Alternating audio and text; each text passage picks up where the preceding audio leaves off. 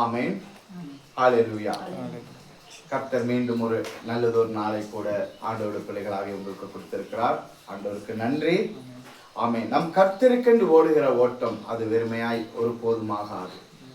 இந்த உலகத்துக்கென்று ஓடுகிற ஓட்டத்திலே முடிவு உண்டு, களைப்பு உண்டு. ஆமென்.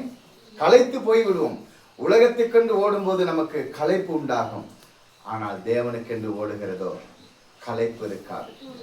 ஏனென்றால் தேவன் நமக்கு அவர் ஜீவனுள்ள ஜீவ நீரூற்றை நமக்கு கொடுக்கிறார். கர்த்தருக்கென்று படுகிற இந்த பிரயாசம் நமக்கு ஒருபோதும் எந்த குறைவை நமக்கு ஏற்படுத்தாது. ஆமென். ஹல்லேலூயா. ஆமென். கர்த்தரை எவ்வளவாய் நம்ம ஆசையோடு தேடுகிறோமோ, நம்ம எவ்வளவு வாஞ்சையோடு அவரை தேட வேணும்னா அன்போடு தேட வேணும். அவர் நம்மளை அன்போடு தேடி வந்தார்.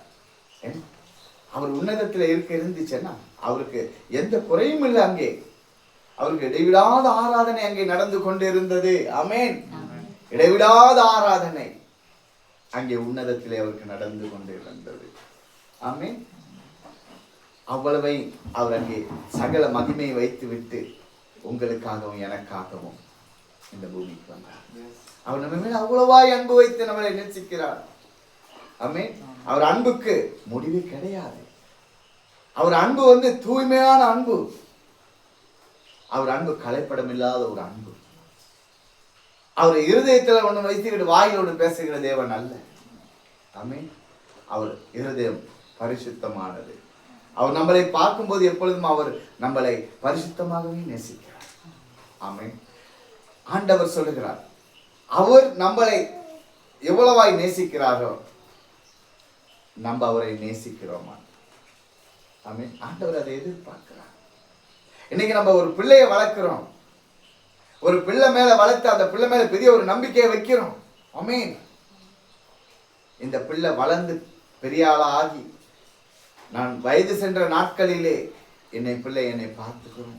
எத்தனை பேர் அதைத்தானே சொல்றோம்னா, இன்னைக்கு நாங்களும் கூட பிள்ளைகளை பெற்றவர்கள். நாங்களும் கூட அதைத்தான் சொல்றோம்னா, கடைசி நாள்ல எங்க பிள்ளைகளை என்னை பார்ப்பாங்க, எங்களை ஆதரிப்பாங்க அப்படின்ட்டு. அதே போல கர்த்தரும் கூட அப்படித்தான். இந்த பூமியில நம்மளை படைத்தார் அவரை நம்ம தேடும்படியாக, அவருக்கென்று வாழும்படியாக. ஆமென். லேவியாகமம் 20:26 தெளிவாய் சொல்லப்பட்டிருக்கிறது.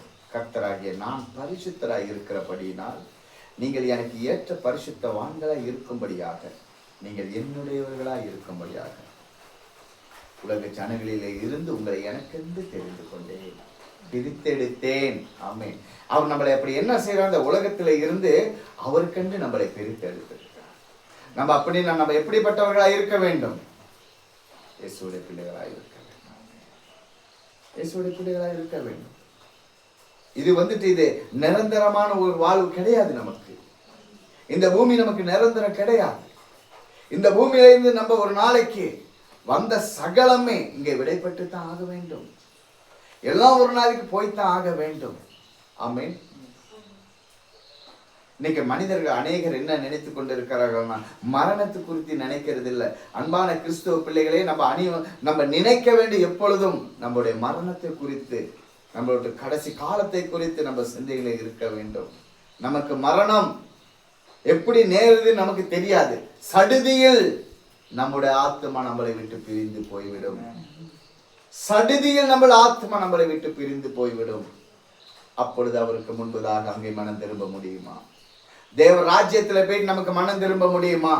ஆண்டவரே, எங்களுக்கு கொஞ்சம் அவகாசம் கொடுங்க ஆண்டவரே, நான் சீக்கிரமா மனம் திரும்பிட்டு வாரேன் அப்படின்ட்டு அங்க போயிட்டு நமக்கு மனம் திரும்ப முடியுமா?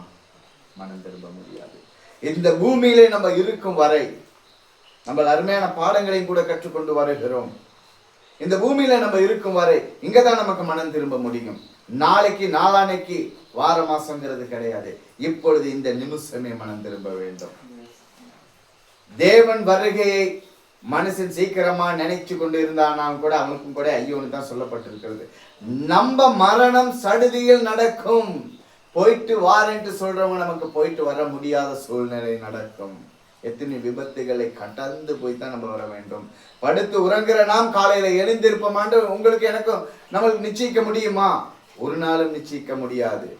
ஆடினாலும் கூட நம்ம அப்பொழுது கூட நம்ம மரணம் அடைந்தாலும் நம்ம ஆத்மா சந்தோஷமா போக வேண்டும். ஆமென். சந்தோஷமா போக வேண்டும். ஏசாயா புஸ்தகத்திலே 55:12 தெளிவாய் சொல்லப்பட்டிருக்கிறது.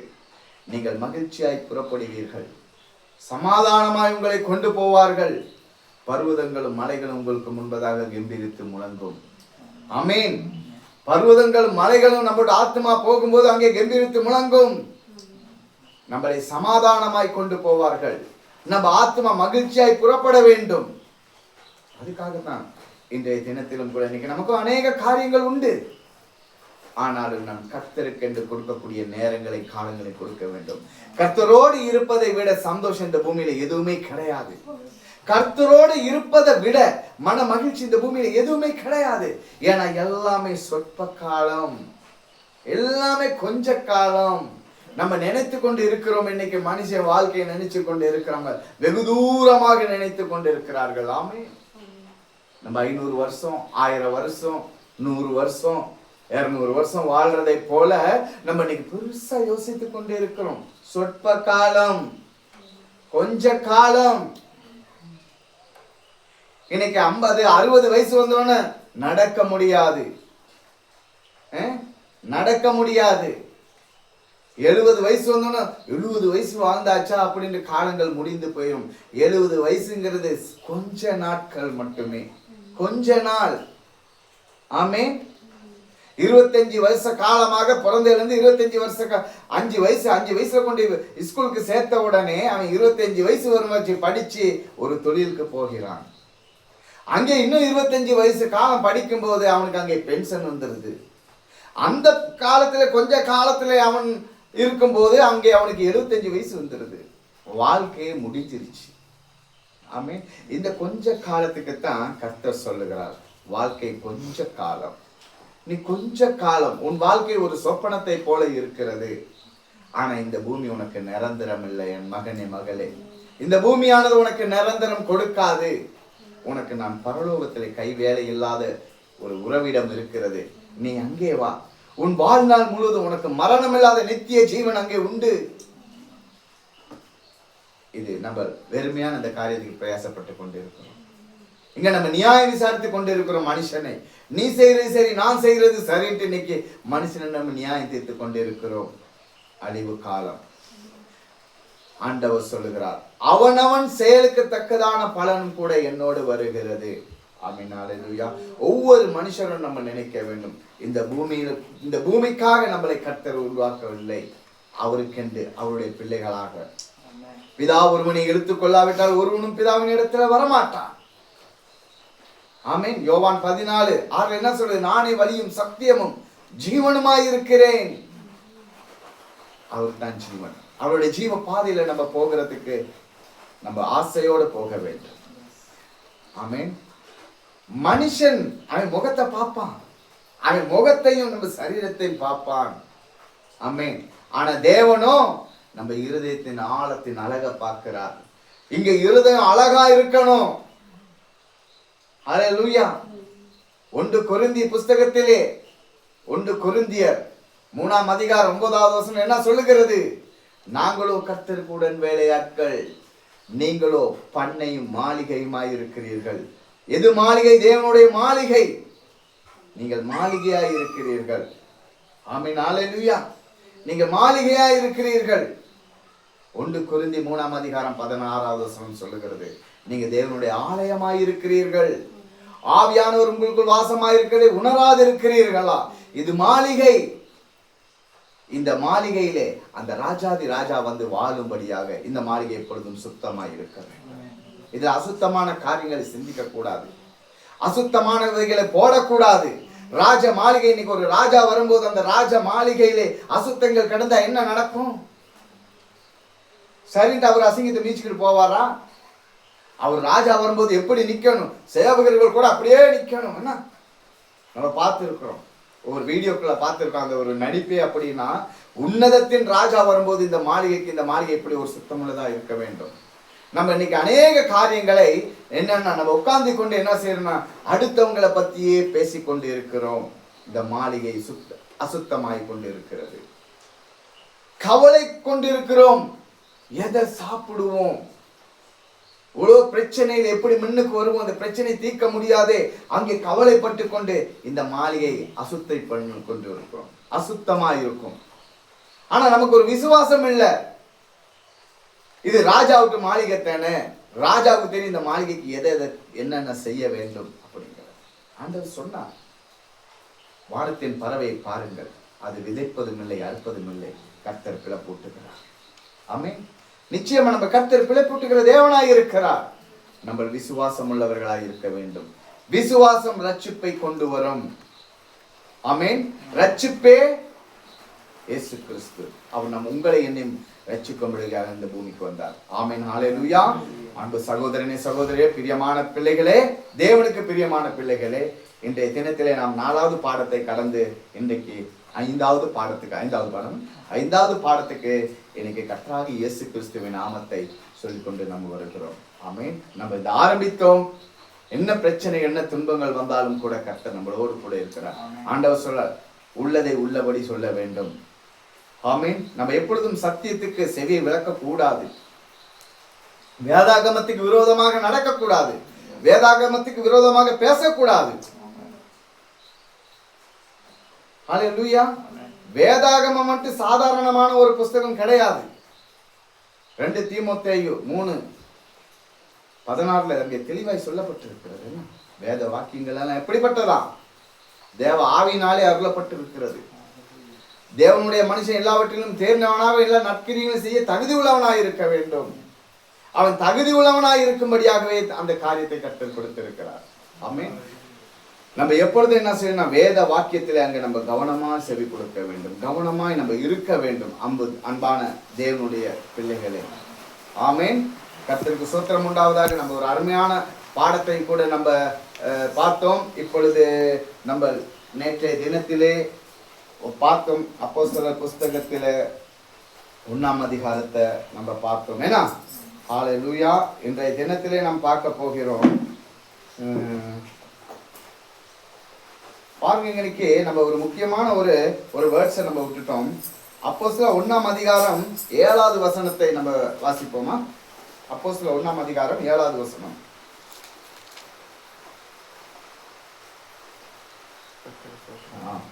அதற்கு அவர், பிதாவானவர் தம்முடைய ஆதீனத்திலே வைத்திருக்கிற காலங்களையும் வேலைகளையும் அறிகிறது உங்களுக்கு அடுத்தது அல்லவா? அடுத்தது அல்ல.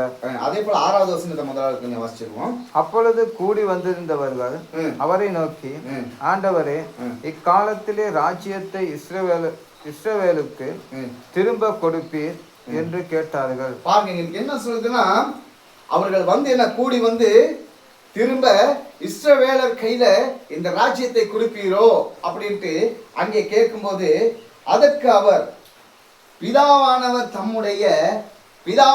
தம்முடைய ஆதீனத்திலே வைத்திருக்கிற காலங்களையும் வேலைகளையும் அறிவதற்கு உங்களுக்கு அடுத்ததல்ல. இது ஆதீனத்திலே என்று சொல்கிறது. ஆதி காலங்களை உங்களுக்கு அறிந்து கொள்வது உங்களுக்கு அடுத்ததல்ல. அதாவது இந்த ஆதீனத்தை அறிந்து கொள்ள முடியும் எப்படி? பரிசுத்த ஆவி நமக்குள்ளாக வந்தால் மட்டுமே. இல்லாடி போனா இது என்னது? நம்ம இன்னைக்கு ஒரு உதாரணத்தை எடுப்போம். இது சரீரமாய் இருக்கிறது. இந்த சரீரத்திலே ஜீவன் இல்லாவிட்டால் இந்த சரீரம் எப்படி? இந்த சரீரத்தில் ஏதாவது புரோஜனம் உண்டா? இல்ல. என்ன இது? வெறும் சரீரம். அப்படி இல்லாடி போனா ஒரு பொணம் அப்படிங்கிற இடத்துக்கு போயிடும். இதுக்குள்ளாக ஜீவன் இருந்தால்தான் இதுக்கு மதிப்பு, இதுக்கு மரியாதை. ஆமென். சகல காரியங்களும் செய்ய முடியும். எப்படி? இதுக்குள்ளாக ஜீவன் இருந்தால். அப்பொழுது நம்ம சரியான யோசனையில செயல்பட முடியுமான்னா அங்கே நமக்கு பரிசுத்த ஆவி வர வேண்டும். அப்பதான் நமக்கு நற்கிரியைகளை செய்வதற்கு அங்கே ஜீவன் பிறக்கும். ஆமென். உங்களுக்கு புரியுதா? தெளிவா விளங்குதா? ஆதீனத்தங்களை அறிந்து கொள்வதற்கு உங்களுக்கு அடுத்ததல்ல அப்படின்னு இயேசுவானவர் சொல்லுகிறார். அப்பொழுது என்னது? உங்களுக்கு பரிசுத்த ஆவி உங்களிடத்தில் வர வேண்டும். அப்போஸ்தலர் 1:8 சொல்லுகிறார், பரிசுத்த ஆவி உங்களிடத்தில் வரும்போது நீங்கள் பலனடைவீர்கள். ஏன்னா பரிசுத்தாய் உங்களிடத்தில் வரும்போது நீங்கள் பலனடைந்து எருசலேமிலும் யூதேயா முழுவதிலும் சமாரியாவிலும் பூமி கடைசி பரியந்தம் எனக்கு சாட்சிக்காரர்களாக இருப்பீர்கள். கர்த்தர் கடைசியான காரியத்தை தான் அவர்களுக்கு சொல்றார். இந்த காரியத்தை சொல்லி முடித்த பின்பு அவர் போய்விட்டார். ஆமென். அவர் உன்னதத்துக்கு போய்விட்டார். பரிசுத்தாய் உங்களிடத்தில் வரும்போது அப்பதான் நீங்க பலன் அடைவீர்கள். அதை தெளிவா பார்ப்போம் பாருங்க. பரிசுத்தாவி உங்களிடத்தில் வரும்போது அப்படித்தானே இருக்குது. நீங்கள் பலன் அடைந்து, பரிசுத்தாவி உங்களிடத்தில் வரும்போது நீங்கள் பலன் அடைந்து. இன்னைக்கு சாதாரணமா இன்னைக்கு ஒரு சபையில நம்ம போயிட்டு இன்னைக்கு பாருங்க, இன்னைக்கு சில விஷயங்கள் நடக்குது. என்னன்னா இன்னைக்கு மனுஷன் அதுதான் சொல்லி கடைசி நாட்களிலே அந்த சத்தியங்கிற இடத்துல மனுஷனுக்கு இல்லாம போயிடுவான். இன்னைக்கு உட்கார்ந்த உடனே அவன் அந்நிய பாஷை பேச துவங்கிடுவாங்க. பரிசுத்தாவி ஒரு மனுஷகிட்ட வரும்போது அவன் வேறுபட்டவனாய் இருக்க வேண்டும். ஆமென். அதாவது அவன் வேறுபட்டவன் என்கிறது பரிசுத்த ஆவி, அதாவது கர்த்தருடைய ஆவி இந்த மாளிகைக்கு வரும்போது அவன் வேறுபட்டவனாய் இருக்க வேண்டும்.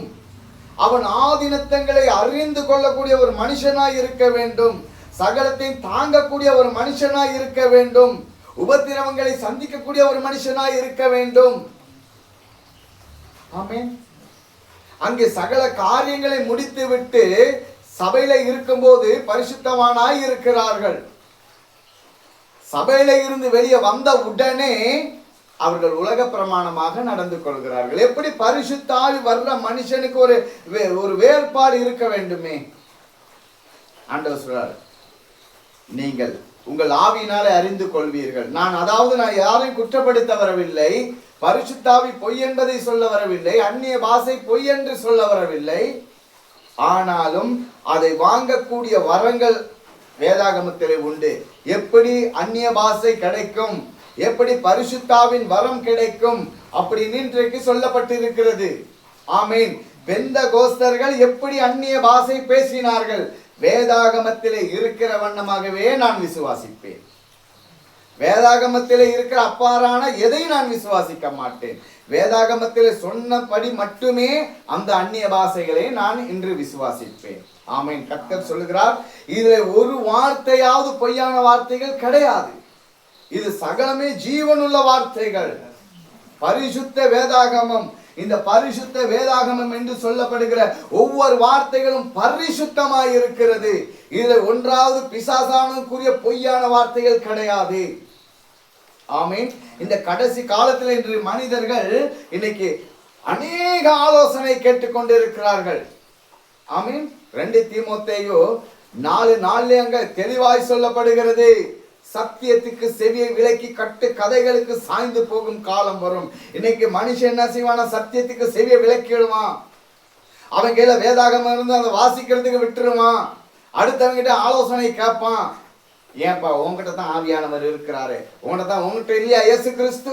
2 கொரிந்தி 13ஆம் அதிகாரம் 5வது வசனத்தில் என்ன சொல்கிறது?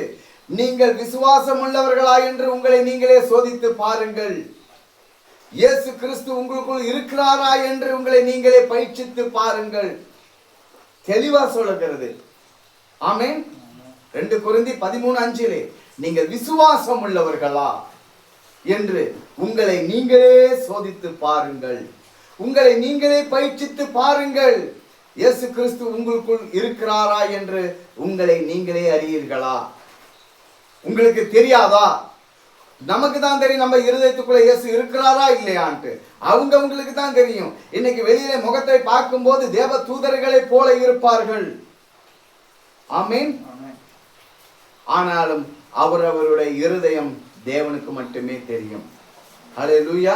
நம்ம இருதயம் எப்பயுமே சுத்தமுள்ளதா இருக்க வேண்டும். ஆமென். நீங்க கவனமா செவி கொடுத்து இந்த பாடத்தை நீங்க கற்றுக்கொள்ளும்படியாக நான் வேண்டுகிறேன். ஹல்லேலூயா. இன்றைய தினத்திலே நம்ம பார்க்க போகிறோம். இப்பொழுது கர்த்தராகிய இயேசு கிறிஸ்து 1ஆம் அதிகாரம் 8வது வசனத்திலே 9வது வசனத்திலே சொல்லப்படுகிறது. அப்போஸ்தலர் 1:9 இவைகளை அவர் சொல்லி முடித்த பின்பு, எப்படி சொல்லப்படுது? இவைகளை அவர் சொல்லி முடித்த பின்பு அவர்கள் பார்த்து கொண்டிருக்கும் போதே உயர் எடுத்துக் கொள்ளப்பட்டார். அவர்கள் கண்களுக்கு மறைவாக ஒரு மேகம் அவரை எடுத்துக் கொண்டது. இயேசுவானவர் இந்த பூமிக்கு வந்தார், சகல காரியங்களும் செய்தார், அவர் உன்னதத்துக்கு ஏறி போய்விட்டார். அவர் சிலுவையிலே இருந்து சொன்னார், எல்லாம் செய்து முடிந்தாயிற்று. சகலமும் சம்பூர்ணமா செய்து முடித்தவர் ஒரே ஒருவர் மட்டும்தான், அதுதான் இயேசு கிறிஸ்து. சகலத்தையும் சம்பூர்ணம், குறை இல்லை, குறைபாடு கிடையாது, சம்பூரணமாக செய்து முடித்தவர் இயேசு கிறிஸ்து. சம்பூரணமாக செய்தார். அவர்கள் பார்த்து கொண்டு இருக்கும் போதே பொறுப்பை அங்கே கொடுத்தார். அப்போஸ்தலர்மார்கள் கரத்திலே கொடுத்தார், தன்னுடைய சீசருக்கு அங்கே பொறுப்பை கையில கொடுத்தார். அவர் உன்னதத்துக்கு ஏறி போய்விட்டார். அவர் உன்னதத்துக்கு போய்விட்டார். அவர்கள் பார்த்து கொண்டிருக்கும் போதே உயிர் எடுத்துக் கொள்ளப்பட்டார். அதுக்கப்புறம் இதோ இப்பொழுது ராஜா போய்விட்டார். அவர்கள் சேவர்களிடம் பொறுப்புகளை ஒப்படைத்து விட்டு, ஆனாலும் அப்பொழுதும் கூட பரிசுத்தாவின் வரம் அங்கே கிடைக்கவில்லை, பரிசுத்தாவி அங்கே வரவில்லை. இப்பொழுதோ வருகிறது. அப்போஸ்தலர் 2 அதிகாரம் 1வது வசனத்திலே தெளிவாய் சொல்லப்படுகிறது. என்னது? பெந்தகோஸ்தே என்னும் நாள் வந்த போது அவர்கள் எல்லாரும் ஒருமனப்பட்டு ஓரிடத்தில் வந்தார்கள். அங்கே இருமனப்பு இருந்தாங்க, தேவாவி வராது. ஒரு மனமாய் இருக்க வேண்டும், ஒரே மனதுள்ளவர்களாய் இருக்க வேண்டும், ஒரே நம்பிக்கை உள்ளவர்களாய் இருக்க வேண்டும். இன்னைக்கு நம்ம அமர்ந்து இருக்கிறோம், ஒருத்தர் ஒவ்வொரு யோசனை இருக்கக்கூடாது. இன்னைக்கு என்னன்னா, இன்னைக்கு சரீரம் உட்கார்ந்து இருக்கும், நம்முடைய சிந்தனையோ தாறுமானதை யோசித்துக் கொண்டு எங்கேயோ இருக்கும். நம்ம இன்னைக்கு உட்கார்ந்தோம்னா இந்த இருக்கிற இந்த கொஞ்ச நேரத்துல இயேசு கிறிஸ்துவை பத்தி மட்டுமே நம்ம யோசித்துக் கொண்டு இருப்போமானால் அப்பொழுது ஆவியானவர் நம்ம மத்தியிலே எங்கே அசைவாடுவார். ஆமென். இல்லாவிட்டால் அவர் நம்மளை விட்டு கடந்து போய் விடுவார். அல்லேலூயா. இந்த பாருங்க, மல்கியா புஸ்தகம் 3 அதிகாரம் 16வது வசனத்தில் தெளிவாய் சொல்லப்படுகிறது. அப்பொழுது கர்த்தருக்கு பயந்தவர்கள் ஒருவரோடு ஒருவர் பேசிக் கொள்வார்கள். கர்த்தர் கவனித்து கேட்கிறார். கர்த்தர் இந்த தினத்திலே இந்த நேரத்தில் அவர் கவனித்து கேட்டுக்கொண்டுதான் இருக்கிறார். இதை பார்த்து கொண்டு இருக்கிற உங்களின் கூட கர்த்தர் கவனித்துக் கொண்டுதான் இருக்கிறார். ஆமென். அப்பொழுது கர்த்தருக்கு பயந்தவர்கள் ஒருவரோடு ஒருவர் பேசிக் கொள்வார்கள். கர்த்தர் கவனித்து கேட்கிறார்.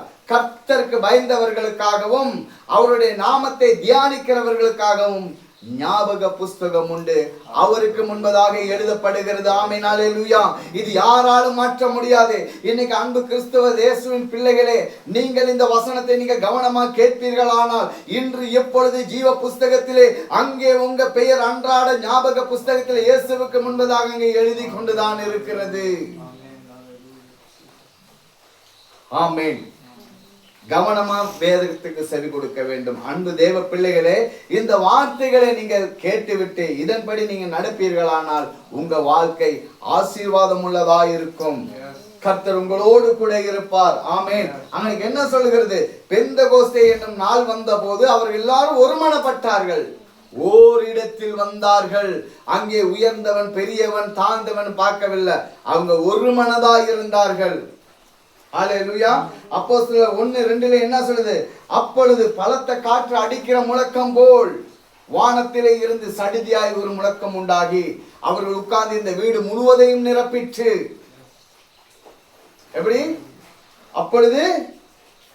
அப்பொழுது பலத்த காற்று அடிக்கிற முழக்கம் போல் வானத்திலே இருந்து சடிதியாய் ஒரு முழக்கம் உண்டாகி அவர்கள் உட்கார்ந்து இருந்த வீடு முழுவதையும் நிரப்பிற்று. இதோ கர்த்தர் போனார், அவர் சொன்ன காரியங்களை இப்பொழுது இங்கே அனுப்புகிறார். எப்படி? அவர்கள் உட்கார்ந்து இருந்த இடத்தை அங்கே அசைகிறது, நிரப்புகிறது. இயேசு விட்டு அங்கே வார்த்தை அவர்கள் மீறவில்லை. இப்பொழுது என்ன சொன்னாரு? நீங்கள் எருசலேமை விட்டு போகாதபடியாக, அப்போஸ்தலர் 1:5 சொன்னார், நீங்கள் எருசலேமை விட்டு போகாதபடியாக என்னிடத்தில் கேள்விப்பட்ட பிதாவின் வாக்குத்தத்தம் நிறைவேறத்தக்கதாக காத்திருங்கள் என்று அப்ப கொடுத்த அந்த கட்டளை இவர்கள் மீறாதபடியாக இதோ காத்திருக்கிறார்கள். இதோ பெந்தகோஸ்தின் ஆவின் வரங்கள் இப்பொழுது வருகிறது தேவனுடைய சீசர்களுக்கு. அப்போஸ்தலர் 1 அதிகாரத்திலே அங்கே நம்ம பார்க்கிறோம். 4 அதிகாரத்திலே எப்படி சொல்லப்பட்டு இருக்கிறது?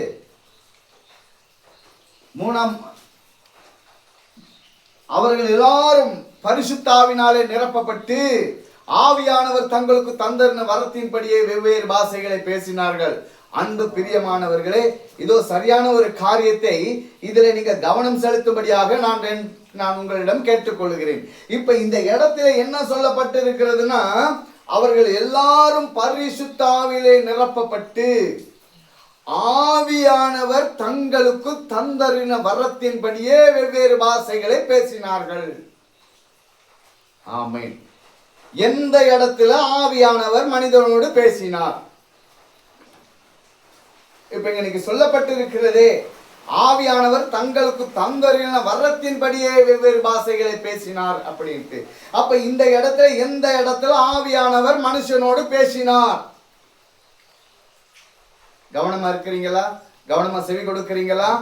அப்ப இன்னைக்கு பாருங்க, இதே தான் சொல்லப்பட்டிருக்கிறது. என்னன்னா, அப்போஸ்தலர் 1:8 இயேசு தான் சொல்லுகிறார், பரிசுத்த ஆவி உங்களிடத்திலே வரும்போது நீங்கள் பலன் அடைந்து எருசலேமிலும் யூதேயா முழுவதிலும் சமாரியாவிலும் பூமி கடைசி பரியந்தம் எனக்கு சாட்சிக்காரர்களாக இருப்பீர்கள். யார் சொன்னது? இயேசு சொன்னார். இயேசு சொன்னார். இதோ இன்னைக்கு ஆவியானவர் அப்படிங்கிற இன்னைக்கு ப்ரூவ் பண்ணுகிறார். கவனமா இருங்க. என்ன சொல்லுகிறார்? அவர்கள் எல்லாரும் பரிசுத்தாவிலே நிரப்பப்பட்டு ஆவியானவர் தங்களுக்கு தந்தரின வரத்தின்படியே வெவ்வேறு பாஷைகளை பேசினார். அப்ப யார் இந்த ஆவியானவர்? இன்னைக்கு ஆவியானவர் என்றும் கூட இங்கே சொல்லப்பட்டிருக்கிறது. மத்தேயு 1:21 சொல்லப்படுகிறது, அவள் ஒரு குமாரனை பெறுவாள். அங்கனைக்கு குமாரன் என்றும் கூட சொல்லப்படுகிறது. அவருக்கு இயேசு என்று பெயரிடுவாயாக என்று அங்கே சொல்லப்பட்டிருக்கிறது. யோவான் 14:10 கர்த்தர் சொல்லுகிறார், நான் பிதாவிலும் பிதா என்னிலும் இருப்பதை நீ விசுவாசிக்கவில்லையா? யோவான் 14:9 கர்த்தர் தெளிவாய் சொல்லுகிறார். அதற்கு இயேசு, பிலிப்புவே, நான் இவ்வளவு காலமாய் உங்களோடு இருந்தும் நீ என்னை அறியவில்லையா? என்னை கண்டவன் பிதாவை கண்டான். என்னை கண்டவன் பிதாவை கண்டான். அப்படி இருக்க எப்படி நீ பிதாவை எங்களுக்கு காண்பீம் என்று சொல்லுகிறார். அந்த இடத்திலே பிதா என்கிறதும் இயேசு அப்படிங்கிற இடத்துக்கு அங்கே குறிப்பிடுகிறது. அல்லேலூயா. பாருங்க, அந்த இடத்துல என்ன சொல்லுகிறது? அங்கே குறிப்பிடுகிறது, இயேசு அவருதான், பிதாவும் அவருதான். இங்கே மத்தேயு புஸ்தகத்திலே குமாரனும் அவருதான், பரிசுத்த ஆவியானவர் அவர்தான் என்கிறதிலே இங்கே சொல்லப்படுகிறது, ஆவியானவர் தங்களுக்கு தந்தன வரத்தின்படி வெவ்வேறு பாஷைகளை பேசினார்கள். ஹல்லேலூயா. அப்ப இந்த மூன்றும் பொருந்தவராகிய ஒருவர் தான். இந்த மூன்றுக்குமே அதிகாரம் உள்ளவர் அவர் ஒருவர் தான். பிதாவும் அவர்தான், குமாரனும் அவர்தான், பரிசுத்த ஆவியானவரும் அவர்தான். ஆனாலும் இரட்சகர் தான், அவர்தான் இரட்சகர் இயேசு. இந்த மூன்றையும் பொருந்துவதற்கு மூன்றுக்கும் உரிமை உள்ளவர் தான் இயேசு. அவர்தான் அதிகாரி. அவர் தான் சொன்னார், நானே வழி, நானே சத்தியம், நானே ஜீவன். இது இன்று மனிதன் இன்னைக்கு அறிந்து கொள்ள வேண்டும். இதை தவறாக புரிந்து கொள்ள கூடாது. இன்னைக்கு இயேசு கிறிஸ்துவின் நாமத்தினாலே விடுதலை உண்டு. இயேசு கிறிஸ்துவின் நாமத்தினாலே ரட்சிப்பு உண்டு. ஹல்லேலூயா.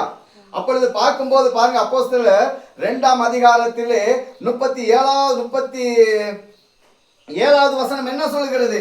இதை அவர்கள் கேட்டபோது அவர்கள் இருதயத்தில் குத்தப்பட்டவர்களாக பேதுருவையும் மற்ற அப்போஸ்தலர்களை பார்த்து, சகோதரரே, நாங்கள் என்ன செய்ய வேண்டும் என்றார்கள்.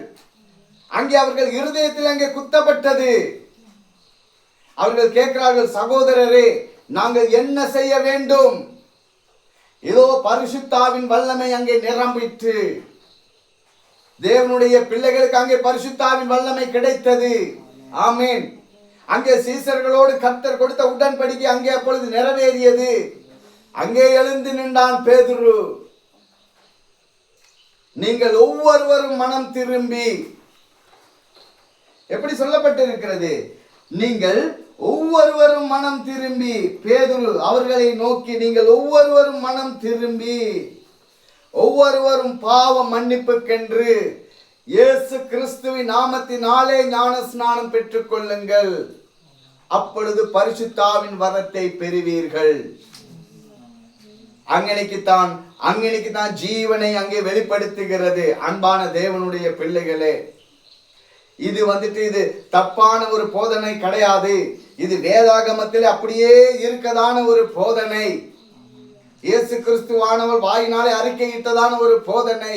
அங்கே என்ன சொல்லுகிறான் பேதுரு அவர்களை நோக்கி, நீங்கள் ஒவ்வொருவரும் மனம் திரும்பி, நீங்கள் ஒவ்வொருவரும் மனம் திரும்பாமல் ஒவ்வொருவரும் மனம் திரும்பி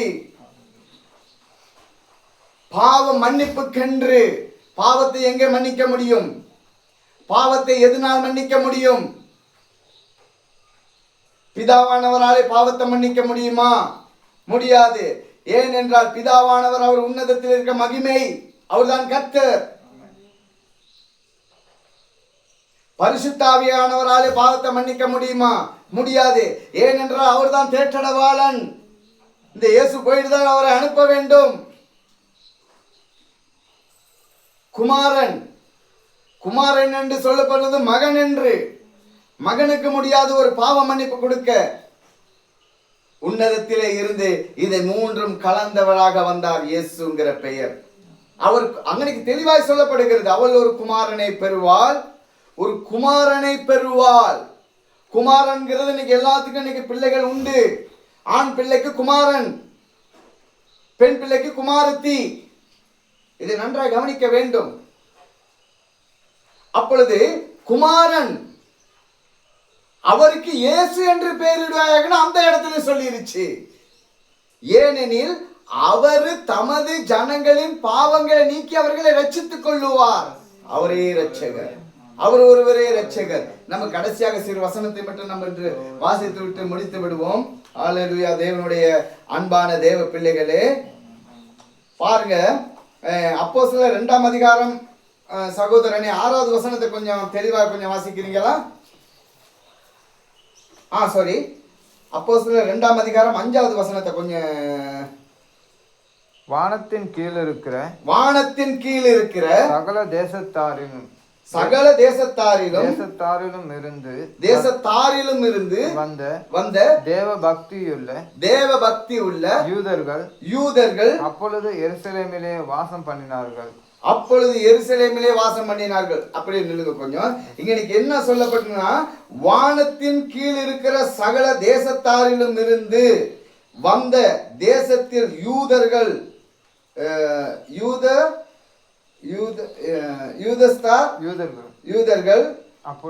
அப்பொழுது எருசலேமிலே வந்து வாசம் பண்ணினார்கள்.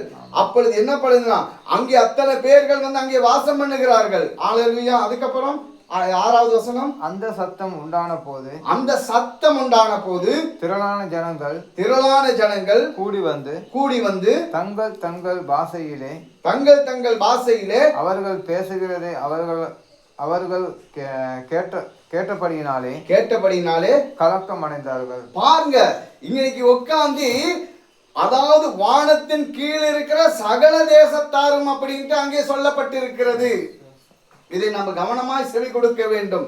அப்படின்னா வேதாகமத்தில் இருக்கிறது தான் உண்மை.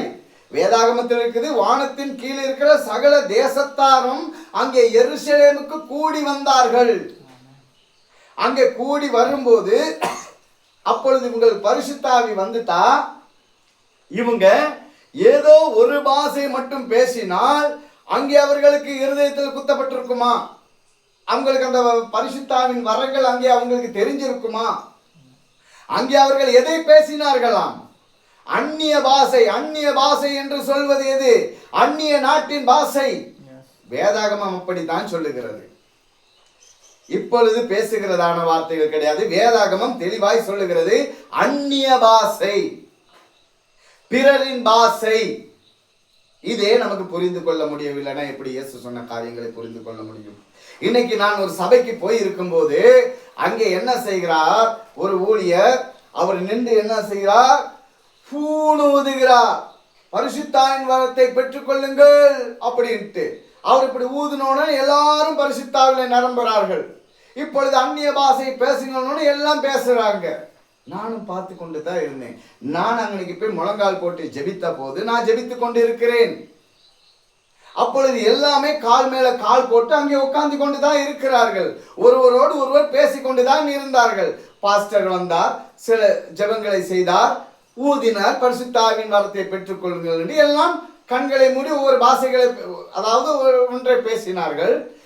கொஞ்ச நேரம் கழித்து சொன்னார், இப்பொழுது நீங்கள் அந்நிய பாஷையை பேசுங்கள் என்று ஒவ்வொருவரோடு ஒவ்வொரு பேசிக்கொண்டு தான் இருக்கிறார்கள்.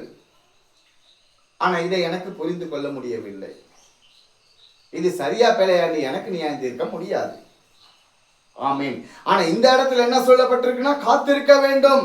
தேவனுடைய வல்லமை பெறுவதற்கு நம்ம எப்படிப்பட்டவர்களாய் இருக்க வேண்டும், எப்படி தேவனுடைய உன்னதத்திலே, அப்படின்னா தான் இன்னைக்கு சகலருக்குமே முடியுமே. ஒரு ஊழியனுக்காக வந்தகைக்கு இப்படி ஊதி விட முடியாது. அப்படின்னா இயேசு எல்லாத்துக்கும் ஊதி விட்டு போயிருப்பாரு, இந்த பெற்றுக்கொள்ளுங்கள் அப்படின்ட்டு. ஆமீன். அவர் போயிட்டு காத்திருக்கும்படியாக சொல்லித்தான் அனுப்பினார். வரம் அது, பரிசுத்தாவி என்பது வரம், அது ஊதி கிடைக்காது. மனுஷன் புரிந்து கொள்ள வேண்டும், அவன் ஞானமாய் நடந்து கொள்ள வேண்டும். இது இன்னைக்கு அநேகர் பார்த்து இது தப்பு பிழைன்னு சொல்லலாம். ஆனால் எனக்கு எவ்விதமான பிரச்சனைகளும் கிடையாது. நான் உள்ளதை உள்ளது என்றும் இல்லதை இல்லை என்றும் சொல்லுவேன். ஹல்லேலூயா. இதுக்கு எந்த விதமான பிரச்சனைகள் எதிர்ப்பு வந்தாலும் அதுக்கு கர்த்தர் பேசுவார். ஆமென். இன்னைக்கு இயேசு கிறிஸ்து நாமத்தினாலே மனிதன் செய்வது எல்லாம் அதே போலதான். என்னோடு கூட ஒரு ஊழியன் இருந்தார். நான் வந்தேன், எங்களோட வீட்டுக்கும் கூட வந்திருக்கிறார்.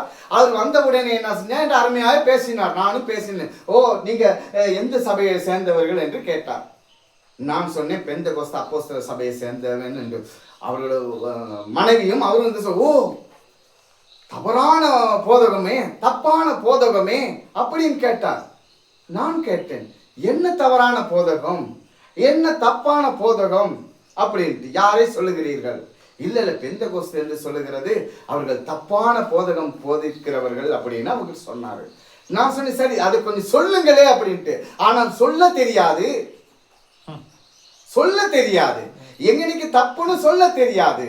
நான் சில வார்த்தைகளை எடுத்து நான் சில வார்த்தைகளை மட்டுமே பேசினேன். அதுக்கு பதில் கொடுக்க அவர்களால் முடியல.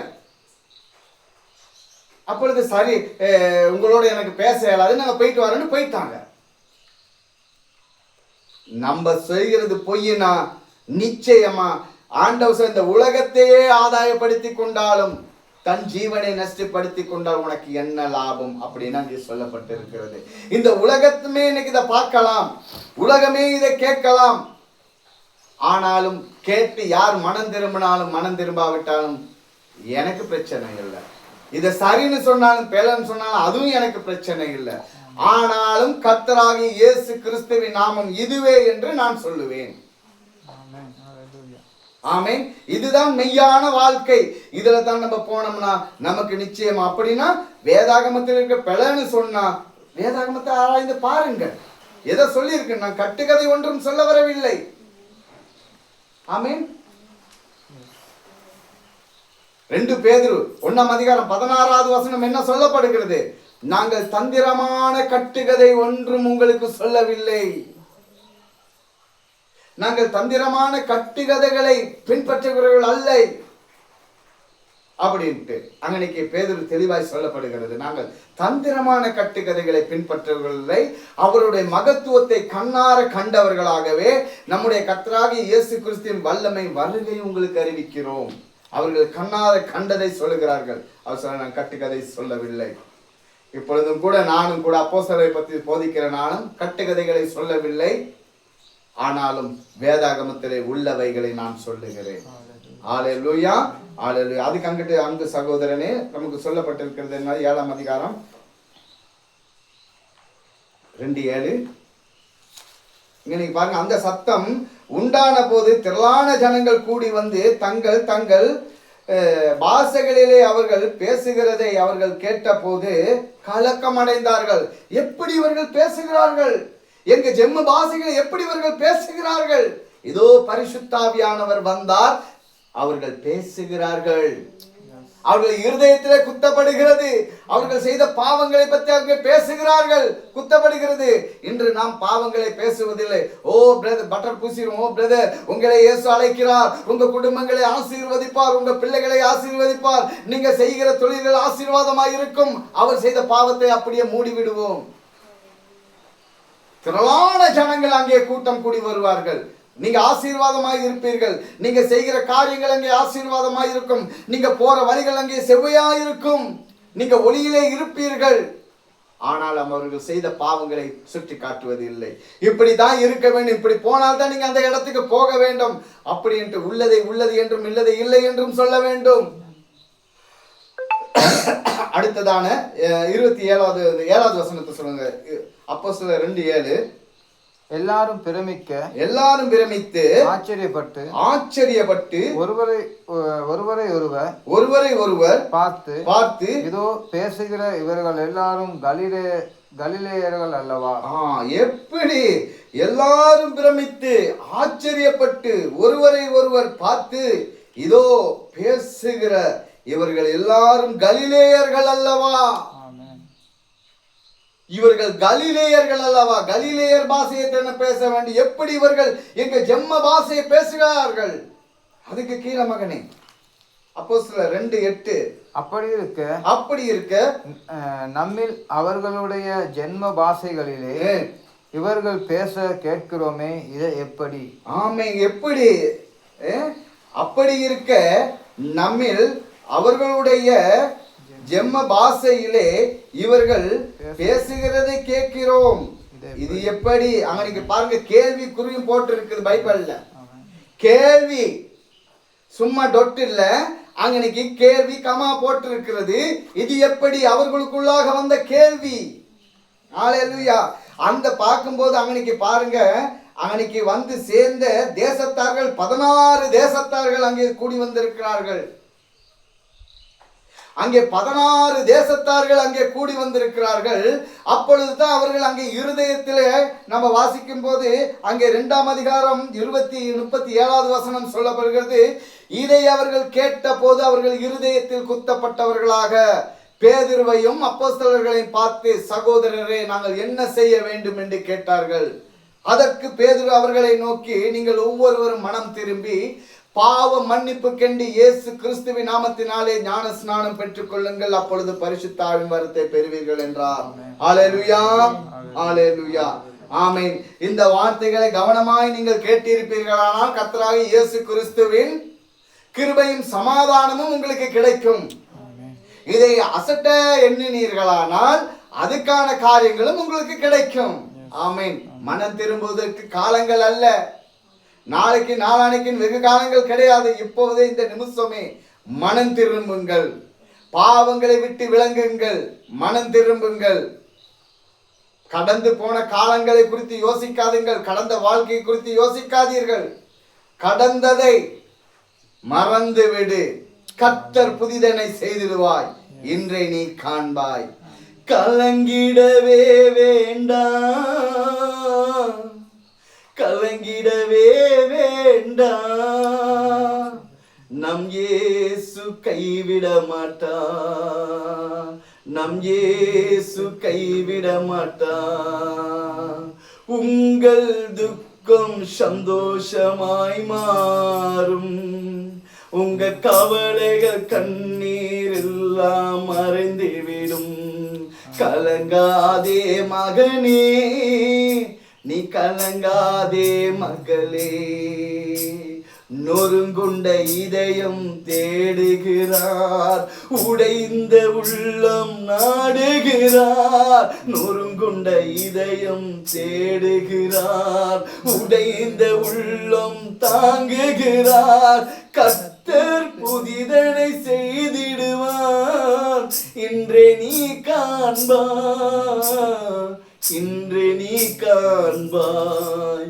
கலங்கிடவே வேண்டாம், கலங்கிடவே வேண்டாம், நம் இயேசு கைவிட மாட்டார். அன்பு தேவ பிள்ளைகளே, உங்களை என்னை உருவாக்கி நம் தேவன் ஒருபோதும் கைவிட மாட்டார்.